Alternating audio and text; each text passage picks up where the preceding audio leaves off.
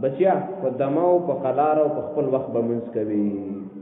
زوی ته به دا کور کې ویو که نه به ویو ټول کار به مولوي صاحب ته نه والا کې مولوي صاحب واړه شیطانۍ کې په کلي کې د مدرسې والا حاجي صاحب تا ورته څومره نصیحت کړی دی زویا قاري صاحب خالزا او منځ په قلار او په دماو 15 وخته منځ به جومات کې کې وامر بالمعروف زویا زاجی صاحب یم زه مسلمان یم زه مجاهد یم موږ پښتانه یو زویا موږ غیرتیان یو د چا چنې ته ونه درېږي بچیا د نیکۍ خبرې بکې تلاوت بکې اذان بکې قرآن بوي مشر حاجي صاحب ته اخلاق کې کشرانو ته شفقت کې بچیا ګوره چې بده خبره درنه وانه ورم دا به دې زوی ته وې کور کې څه کار به قاري صاحب کې او څه به څه کې دا باغونه چې پخېږي هم چې په منډۍ کې خرڅ نه کړي هلته سړی نه لري دا به نه خرڅېږي ګوره دا به دې کلي کې ورستېږي منډۍ کې بوله سړی ګوري ونهى عن المنکر بچو ګیره به نه خارې موږ مسلمانان یو زویا بچا پنسي به نخ کته کې ګوره چې د چا پنسي ښکته شي د الله نبی فرمایلی جهنم ته به ځي او بچا ګوره جهنم عذاب خو موږ نشو برداشت کولی او ته خو ګوره قاري صاحب ته خو مسلمان یې که نه زویه زه حج له نه وتلی ولې بچیا سندرو والا ته به نه کښېنې چا چې سندرې اورېدې ورته وایي مه کوه داسې کار بچیا د چا چنې ته به نه ودرېږي بل به منع کوې زویه حرام خوراک به نه کې بچیا کنځلې به نه کې بچیا ردې بدې به نه وې د اذان په وخت کې به خبرې نه کې د منځه په وخت کې به د جومات نه بار ته نه وځي بچیا مونږ په وخت باندې یو نیک کار کوو چې بدي ونه کړي زویا دا ګوره په نرمۍ ورته لګیا دی په نرمۍ په قلار په اطمینان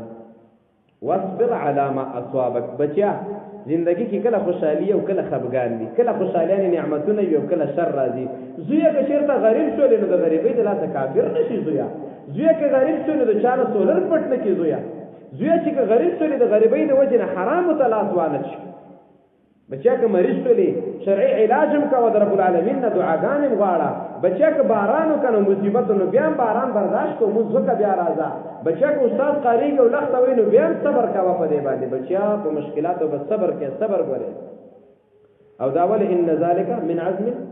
امور دا د سړیتوب د کارونو نه دي مسلمانانو کې سړی هغه دی نر سړی چې زوی ته نصیحت کوي کوم نصیحت د منځه نصیحت د نیکۍ نصیحت د بدۍ نه منې کوله او په مشکلاتو باندې صبر دا نر مسلمان دی او تکړه مسلمان دی که زه یم زه تکړه مسلمان یم او که ته ته تکړه مسلمان یې او که زه نه یم نو د غلبې خبرې دي بس کوزې ته بیا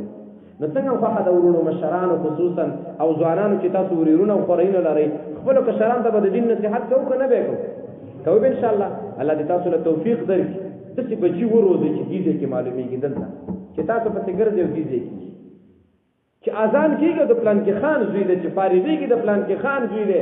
چې نیکۍ خلکو ته وایي د پلان کې خان زوی دی او چې جنازه کې صفونه سم کړي لکه دا هلک څوک دی دا دې ونه پېژنده دا زما کشره زوی دی که نه الحمدلله خو دا به کله کېږي څه خواري به څه کې او نور به دلته باغ کې بوټی نالی دا بوټی چېرته شړ وانلته ګوره دا بیا ښځې ته نور ته ارتی بیا